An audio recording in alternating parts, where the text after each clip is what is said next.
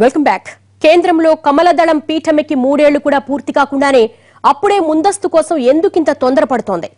దీని వెనుక మోడీ వ్యూహమేంటి? ప్రాంతీయ పార్టీల ఆసక్తి ఎందుకు? వన్ నేషన్ వన్ ఎలక్షన్ విధానం వినడానికి బాగానే అనిపిస్తున్నా ముందు అందులో తలెత్తే ఇబ్బందులేంటి? అన్నిటికన్నా ముందు ఇందుకు రాజకీయంగా అడ్డుపడే రాష్ట్రాలేంటి? రాజ్యాంగపరంగా చిక్కు సమస్యను సృష్టించే రాష్ట్రాలేంటి? అన్ని రాష్ట్రాలకు ఒకేసారి ఎన్నికలంటే అదేమంత ఈజీ కాదు. మోడీ ఆలోచనలను బట్టి చూస్తే 2018 అక్టోబర్ కల్లా ఎన్నికలు మొదలై డిసెంబర్ నాటికి పూర్తయి 2019 జనవరి నాటికి రిజల్ట్స్ వచ్చేసి కేంద్ర రాష్ట్రాల్లో కొత్త ప్రభుత్వాలు పీఠమెక్కాలి. ఇక్కడ వచ్చే మొదటి చిక్కేంటంటే అప్పటికి కొన్ని రాష్ట్రాల అసెంబ్లీ పదవీకాలం పూర్తి కాదు, మరికొన్ని రాష్ట్రాల పదవీకాలం పూర్తయిపోయి ఉంటుంది. మరి ఈ రెండు సమస్యల్ని ఎలా అధిగమిస్తారన్నదే ఇప్పుడు ప్రశ్న. కేంద్ర ప్రభుత్వాన్ని డిజాల్వ్ చేయటం అన్నది మోడీ చేతుల్లో పని. కానీ దేశంలో ఉన్న 29 రాష్ట్రాల పరిస్థితేంటి? అందులో బీజేపీ అధికారంలో లేదా అధికార భాగస్వామ్యంలో ఉన్న రాష్ట్రాలు కేవలం 17 మాత్రమే. మరి మిగిలిన 12 రాష్ట్రాలను ఎలా ఒప్పిస్తారన్నదే ఇప్పుడు పెద్ద ప్రశ్న.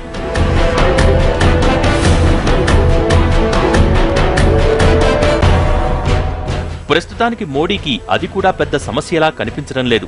ఎందుకంటే ఇప్పటికే ప్రాంతీయ పార్టీలు అధికారంలో ఉన్న రాష్ట్రాలలో కొన్ని ముందస్తుతో పాటు వన్ నేషన్ వన్ ఎలక్షన్ విధానానికి అనుకూలంగా ఉన్నాయి. 2 తెలుగు రాష్ట్రాల సీఎంలు దీనికి సానుకూలంగానే ఉన్నారు. నిజానికి తెలుగు రాష్ట్రాల అసెంబ్లీల పదవీకాలం పూర్తి కావటానికి 2019 ఏప్రిల్ వరకు టైమున్నా 6 నెలల ముందుగానే ముందస్తుకు వెళ్లేందుకు ఇరు రాష్ట్రాల సీఎంలు అనుకూలంగా ఉన్నట్టు కనిపిస్తోంది. జమిలీ ఎన్నికల నిర్వహణ మీద దేశవ్యాప్తంగా చర్చ జరగాల్సి ఉందన్న ఏపీ సీఎం చంద్రబాబు నాయుడు ఒకేసారి ఎన్నికలపై సానుకూలంగానే ఉన్నారు. దేశంలో ఎవ్రీ 5 ఏళ్లు ఎలక్షన్స్ తప్ప ఇంకోటి లేకుండా ఉన్నాయి. ఇది కరెక్ట్ కాదు. దేశంలో ఒకేసారి ఎలక్షన్ అవ్వాలి. ఎమ్మెల్యే ఎలక్షన్లు, ఎంపీ ఎలక్షన్లు, లోకల్ బాడీ ఎలక్షన్స్ అన్ని ఒకేసారి అయిపోయి ఒక 6 months లో మొత్తం కంప్లీట్ చేసుకొని రిమైనింగ్ టైం అంతా డెవలప్మెంట్ మీద కాన్సన్ట్రేట్. ఈవెన్ బై ఎలక్షన్ కూడా ఇదే ప్రాబ్లం. ఓడిపోయినప్పుడు కూడా ఎట్లా సింక్రనైజ్ చేయాలో వీలైనంత వరకు ఒక్కొక్కటి మీరు చెప్పిన ఈవెంచువాలిటీస్ ఎప్పుడూ ఉంటాయి. ఇప్పుడు మనం బయట పోతే రోడ్ యాక్సిడెంట్ అవుతుంది, ఏం చేస్తామంటే అసలు పోకుండా ఉండలేం కదా. Which is bad, good, which is bad, that is important. చర్చ వచ్చింది, పీఎం కూడా ఇంట్రడక్షన్ లో కూడా చెప్పాడు. అదే మరి మేమందరం కూడా, నేను కూడా మొన్న కూడా స్టేట్మెంట్ ఇచ్చాం, we are all for it. Majority అక్కడ ఎవరు అపోజ్ చేయలేదు, అందరూ కూడా సపోర్ట్ చేసే పరిస్థితి, ఎవరిబడి సపోర్ట్. ఇక తెలంగాణ సీఎం కేసీఆర్ కూడా అదే ఆలోచనతో ముందుకెళ్తున్న పరిస్థితులు కనిపిస్తున్నాయి. ఇప్పుడు ఉన్న పరిస్థితుల్లో దాదాపుగా కేసీఆర్ ఎన్నికల మూడ్లోకి వచ్చేసినట్టే కనిపిస్తున్నారు. రిజర్వేషన్ల పెంపు, డబుల్ బెడ్రూమ్లు, ఇతర పథకాలు అన్నీ ఎన్నికలకు ఊతమిచ్చేవిలాగానే ఉన్నాయి. పైగా జమిలీ ఎన్నికల్లో కోల్పోయేది కూడా 6 నెలలే కాబట్టి కేసీఆర్ ముందున్న అభ్యంతరాలు పెద్దగా కనిపించడం లేదు. ఇక చంద్రబాబు నాయుడు కూడా 2004లో ఏడాది ముందుగానే అసెంబ్లీని రద్దు చేసి కేంద్రంతో పాటుగా ఎన్నికలకు వెళ్లారు. దీంతో పాటుగా ఇద్దరు సీఎంలకు రాజకీయంగా ఉన్న ఇబ్బందులు లేవు. పైగా 2 రాష్ట్రాలలోనూ ప్రతిపక్షాలు అనుకున్నంత బలంగా లేవన్న భావనలోనే ఉన్నారు. అందుకే ఇద్దరు తెలుగు సీఎంలు ముందస్తుకు సై అంటున్నారు.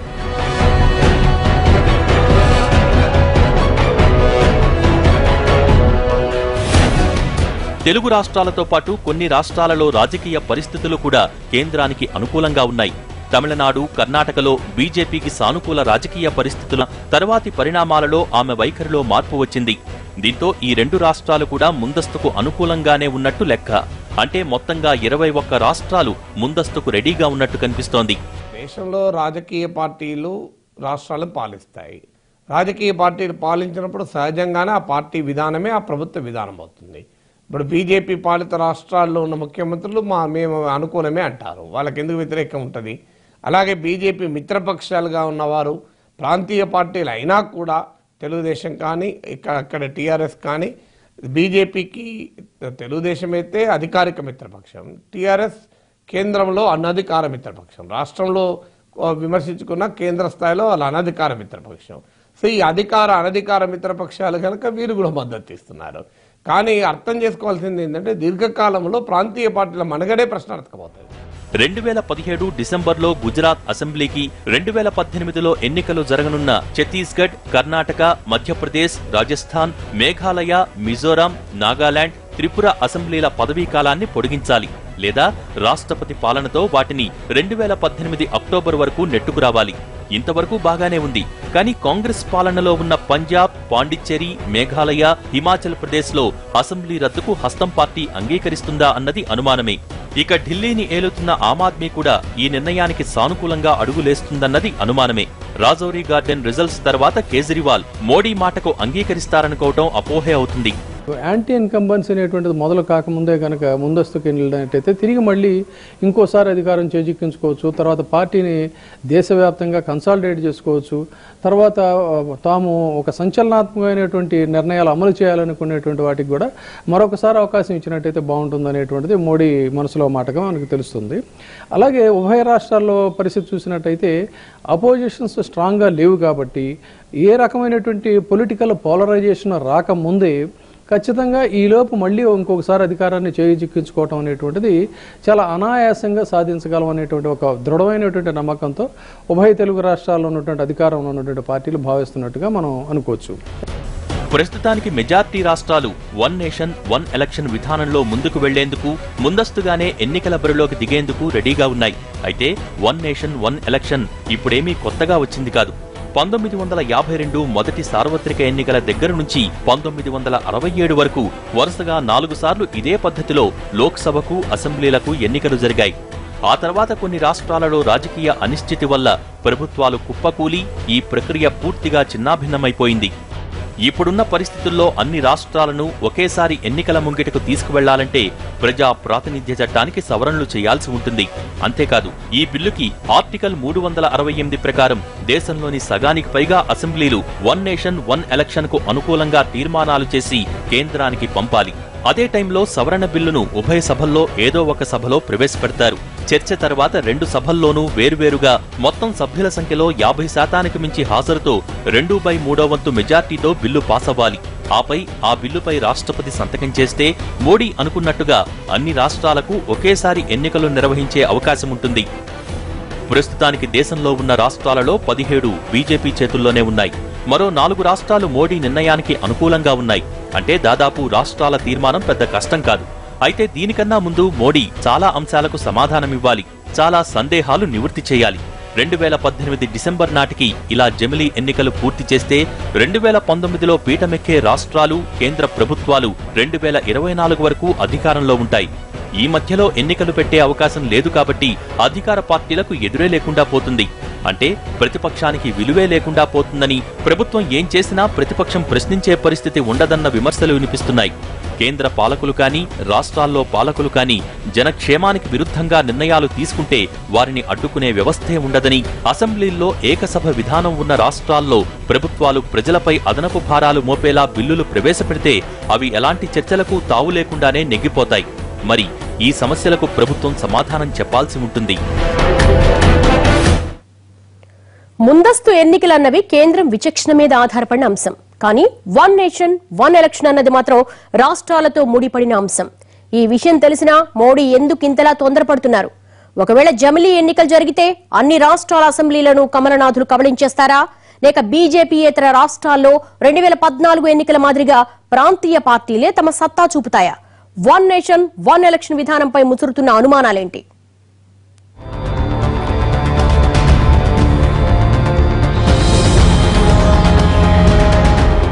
వన్ నేషన్ వన్ ఎలక్షన్ ఆలోచన బాగానే ఉంది, కానీ ఆచరణ ఎంతవరకు సాధ్యమవుతుందన్నదే ఇప్పుడు ప్రశ్న.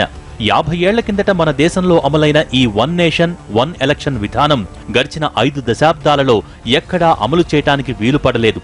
కానీ ఇప్పుడు మోడీ పట్టుబట్టి ఈ విధానాన్ని అవసరమైతే రాజ్యాంగ సవరణ చేసి అమలు చేయాలని చూస్తున్నారు. ఇక కొన్ని రాష్ట్రాల ప్రభుత్వాలు కూడా మోడీ మాటకు అనుకూలంగా ఉన్నాయి.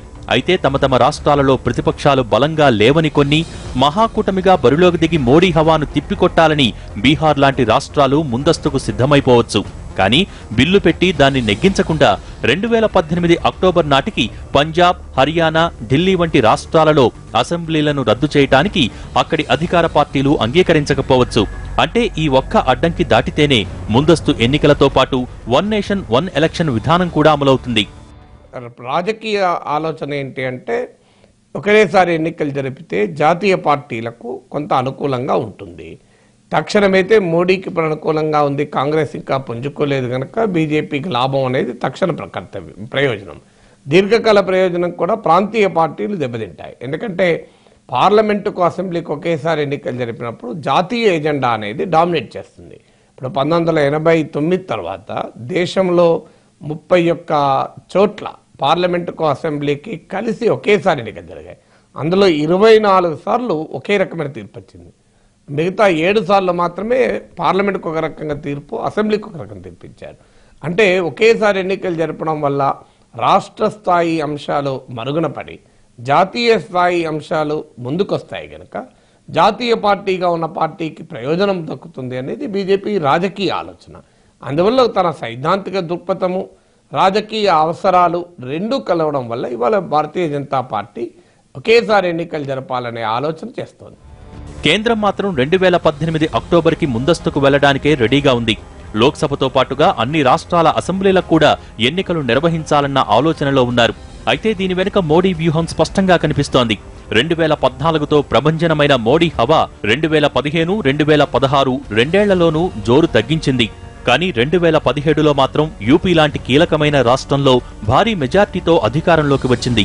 ఈ ఒక్క విజయాన్ని చూసుకుని దేశమంతా ఇలాగే కబళించేయవచ్చని కమలనాథులు ఆశపడుతున్నట్టు కనిపిస్తోంది.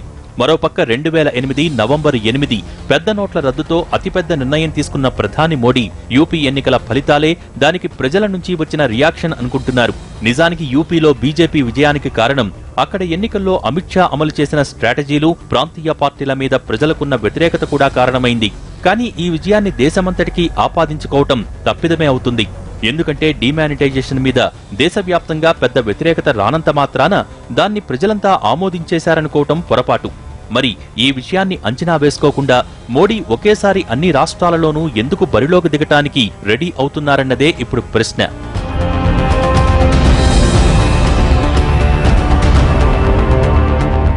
ప్రస్తుతానికి ఏపీ, తెలంగాణ, ఒడిషా, వెస్ట్ బెంగాల్ సహా ఇతర రాష్ట్రాలు సానుకూలంగా ఉన్నాయంటే అవి తమ రాష్ట్రాలలో ప్రతిపక్షాల పరిస్థితిని చూసి అలా ముందస్తుకు ఉవ్విళ్లూరుతూ ఉండొచ్చు.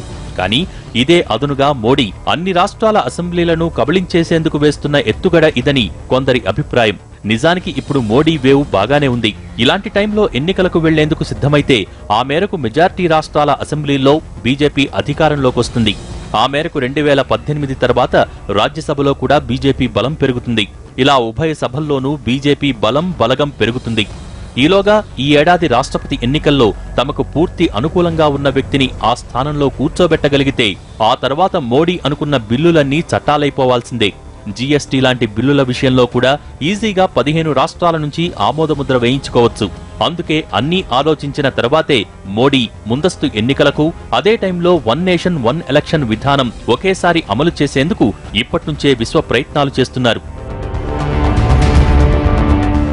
వన్ ఎలక్షన్ వన్ నేషన్ అనేది ఏదైతుందో సరే, అది కూడా వాళ్ళు అనుకోవడం ఏంటంటే అది మోడీ ఎన్నికలు బీజేపీ ఎన్నికలతో కొంత సంబంధం ఉన్న మాట వాస్తవం కావచ్చు, కానీ అది దేశంలోని అభివృద్ధి నమూనాతో దానికి లింకే ఉంది. అంటే అభివృద్ధి నమూనాలో నిజానికి అంతర్జాతీయ పెట్టుబడి ఏమంటుందంటే మాకు సుస్థిరమైనటువంటి మార్కెట్ కావాలి, సుస్థిరమైనటువంటి రాజకీయ వ్యవస్థ కావాలి. మాకు ఈ రెండు మీరు ఉన్నాయని రుజువు చేస్తే మేము మీ దేశంలో పెట్టుబడి పెడతాం. రాజకీయ సుస్థిరత కావాలంటే నిజానికి ఎన్నికలు మళ్ళీ రావడము, లేదా రాష్ట్ర ప్రభుత్వాలు కూలిపోవడము, మళ్ళీ ఉప ఎన్నికలు జరగడం, ఇవన్నీ కాకుండా వాళ్ళ అంతర్జాతీయ పెట్టుబడికి ఒక ఆశ్వాసం ఇవ్వదలుచుకున్నారు. మా దేశంలో ఒక్కసారి ఒకే ఎన్నికలు జరుగుతాయి, 5 ఏళ్ళు మళ్ళీ ఎన్నికలు జరగవు, కనుక మీకు రాజకీయ సుస్థిరత గ్యారంటీడ్, తప్పకుండా దీనివల్ల వస్తుంది. కేంద్రం ముందస్తుకు వెళ్లడం వెళ్లకపోవటం అన్నది పెద్ద సమస్య కాదు. కానీ అదే సమయానికి అన్ని రాష్ట్రాల అసెంబ్లీలను కూడా ఎన్నికల ముంగిటకు తీసుకురావాలనుకోవటం మాత్రం పెద్ద విషయమే. ఒక్కసారి ఇలా తెచ్చేసి చేతులు దులిపేసుకున్నంత మాత్రాన ఈ సమస్య తీరదు. అన్నింటికన్నా ముందు ఈ విధానంలో ఎదురయ్యే సమస్యలకు ఇప్పుడే ఒక ఖచ్చితమైన సమాధానం ఇవ్వాల్సి ఉంటుంది. వన్ నేషన్ వన్ ఎలక్షన్ విధానం వినటానికి బ్రహ్మాండంగా ఉన్నా అమల్లో మాత్రం చాలా ప్రాక్టికల్ ప్రాబ్లమ్స్ ఉన్నాయి. 2019 నాటికి అన్ని రాష్ట్రాలలోనూ కొత్త ప్రభుత్వాలు అధికారంలోకి వచ్చాయనుకుందాం. ఆ తర్వాత ఏదైనా రాష్ట్రంలో అనుకోని పరిస్థితుల వల్ల ప్రభుత్వం పడిపోతే ఏం చేస్తారు? అక్కడ మళ్లీ మధ్యలో ఎన్నికలు నిర్వహిస్తారా? అలా నిర్వహించే పనైతే వన్ నేషన్ వన్ ఎలక్షన్ విధానం ఎందుకు అన్న ప్రశ్నలు వినిపిస్తున్నాయి. లేకపోతే అక్కడ రాష్ట్రపతి పాలన పెట్టి నడిపిస్తారా? సరే, అది ఒక పద్ధతే అనుకుంటే ఆ రాష్ట్రపతి పాలన ఎన్నాళ్లు కొనసాగిస్తారు? ఒకవేళ ఎన్నికల తర్వాత ఏదైనా కొత్త రాష్ట్రాన్ని ఏర్పాటు చేస్తే ఏం చేస్తారు? ఆ ఎన్నికల్ని సార్వత్రిక ఎన్నికల వరకు వాయిదా వేస్తారా, లేక సార్వత్రిక ఎన్నికలకు ముందే రాష్ట్రాల్ని ఏర్పాటు చేస్తారా? ఇలా ఎన్నో ప్రశ్నలు ఉన్నాయి. ఆచరణ విషయానికి వచ్చేసరికి అనేక సాంకేతిక పరమైనటువంటి ఇబ్బందులను అధిగమించాలి. ఇది ఎలా అనేది ఇప్పటికిప్పుడు సాధ్యమయ్యేది కాదు. కాకపోతే ఏంటంటే సాధారణ ఎన్నికలు, సార్వత్రిక ఎన్నికలు జరుగుతున్నటువంటి సందర్భంలో ఆయా రాష్ట్రాలకు కొంచెం అటు ఇటుగా ఉన్నటువంటి రాష్ట్రాలు వాళ్ళ ఇష్టానుసారం, వాళ్ళ ఇష్ట ప్రకారంగా ఆ ప్రభుత్వాన్ని డిజాల్వ్ చేయించుకొని వాళ్ళు కూడా కలిసి వెళ్ళొచ్చు. కొంచెం ముందుగా కానీ కొంచెం వెనకగా ఉన్నప్పుడు కానీ ఇది ప్రస్తుతానికి జరిగే తంతు. కానీ దీన్ని ఒక రాజ్యాంగ సవరణ చేసి ఒకేసారిగా దేశం మొత్తం ఎన్నికలు జరపాలి అన్నట్లయితే, ఉదాహరణకి ఒక రాష్ట్రంలో ఉన్నటువంటి ప్రభుత్వం కుప్పకూలిపోవచ్చు, లేదు ముఖ్యమంత్రిగా ఉన్నటువంటి ప్రాంతీయ పార్టీ అధినాయకుడు కావచ్చు, అధినేత్రి కావచ్చు, వాళ్ళు ఏదైనా పరిస్థితుల్లో ఆ పీఠం నుంచి తొలగాల్సినటువంటి పరిస్థితి ఉంటుంది, ప్రభుత్వం కూలిపోతుంది. అప్పుడు మధ్యంతర ఎన్నికలు అనివార్యం.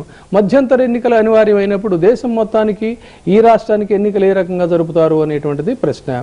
ఒకవేళ రాష్ట్రపతి పాలన విధించాలి అన్నట్లయితే అంత సుదీర్ఘకాలం పాటు ఆ రాష్ట్రంలో రాష్ట్రపతి పాలన సాధ్యం కాదు. రాష్ట్రపతి పాలనకు ఓ చట్టం తెస్తారనుకుందాం. ప్రభుత్వాలు పీఠమెక్కి ఏడాది తిరగకుండానే రాజకీయ సంక్షోభం నెలకొంటే, ప్రాంతీయ పార్టీల ప్రాబల్యమున్న రాష్ట్రాలలో హఠాత్తుగా ముఖ్యమంత్రి చనిపోతే ఏం చేస్తారు? ప్రభుత్వాలు కూలిపోతే రాష్ట్రపతి పాలనతో మేనేజ్ చేయవచ్చు. ఇవన్నీ కాదు, అనూహ్య పరిస్థితుల్లో కేంద్ర ప్రభుత్వమే పడిపోతే ఏం చేస్తారు? రాష్ట్రాలన్నీ కలిసి కేంద్ర ప్రభుత్వాన్ని మళ్లీ ఎన్నుకుంటాయా? లేకపోతే వన్ నేషన్ వన్ ఎలక్షన్ విధానంలో రాష్ట్రాల అసెంబ్లీలన్నింటినీ రద్దు చేసి మళ్లీ కేంద్రంతో సహా ఎన్నికలు నిర్వహిస్తారా? కేంద్ర ప్రభుత్వం కూలిపోతే రాష్ట్ర ప్రభుత్వాలన్నింటినీ రద్దు చేసి ఎన్నికలు పెడతారు. మరి ఏదైనా రాష్ట్రంలో ప్రభుత్వం పడిపోతే ఏం చేస్తారు? అక్కడ అసెంబ్లీలో బలపరీక్ష పెట్టి మరో నాయకుడికి అవకాశమిస్తారా? అది కూడా సాధ్యం కాక హంగ్ ఏర్పడితే ఏం చేస్తారు? విధిలేని పరిస్థితుల్లో కేంద్ర ప్రభుత్వాన్ని రద్దు చేసి మళ్లీ ఎన్నికలు నిర్వహిస్తారా? అదే జరిగితే ఎన్నికల ఖర్చు తగ్గించడం కాదు కదా, ఆ భారం తడిసి మోపిడవుతుంది. ఈ సమస్యలన్నింటికీ రాజ్యాంగబద్ధమైన పరిష్కారాలు చూపించగలిగితే వన్ నేషన్ వన్ ఎలక్షన్ విధానం వందల కోట్ల రూపాయల ప్రజాధనాన్ని ఆదా చేసే అద్భుతమైన ప్రక్రియగా ఉంటుంది. తొలినాళ్లలో మన దేశంలో జమిలీ ఎన్నికలు ఉన్న టైంలో జాతీయ పార్టీల హవా పెద్ద ఎత్తున ఉండేది. కానీ కాలక్రమేణా రాష్ట్రాలలో ప్రాంతీయ పార్టీల ప్రాబల్యం పెరుగుతూ వచ్చింది. నెమ్మది నెమ్మదిగా మొదలైన ప్రాంతీయ పార్టీల ప్రాబల్యం ఒకానొక టైంలో జాతీయ పార్టీల అస్తిత్వాన్నే ప్రశ్నించే స్థాయికి చేరింది. ఆ దెబ్బకు 3 దశాబ్దాల పాటు కేంద్రంలో సంకీర్ణ ప్రభుత్వాలే దిక్కయ్యాయి. ఈ పరిస్థితి ఏకంగా కాంగ్రెస్, బీజేపీ లాంటి జాతీయ పార్టీలను పూర్తిగా తుడిచిపెట్టేస్తాయా అన్నంతగా బలపడింది. కానీ ఇదే టైంలో మోడీ నాయకత్వంలో వచ్చిన బీజేపీ దేశవ్యాప్తంగా ఉన్న ప్రాంతీయ పార్టీల మీద దండయాత్ర మొదలుపెట్టింది. ఇప్పుడున్న పరిస్థితుల్లో వన్ నేషన్ వన్ ఎలక్షన్ జరిగితే అది దేశమంతా మెజార్టీ రాష్ట్రాలలో బీజేపీ అధికారంలోకి వచ్చేందుకు ఉపయోగపడుతుంది. అంత మాత్రాన దేశమంతా శాశ్వతంగా కాషాయమయం అయిపోతుందనుకోవాల్సిన పనిలేదు. రాజకీయాలలో ఏ ఒక్క పార్టీ శాశ్వతంగా అధికారంలో ఉండదు. భవిష్యత్తులో మళ్లీ ప్రాంతీయ పార్టీలు బలం పుంజుకుంటే మరోసారి సంకీర్ణాలే దిక్కయ్యే అవకాశముంది. ఇది వాళ్ళ స్టోరీ బోర్డ్. మరో అంశంతో మళ్ళీ కలుద్దాం.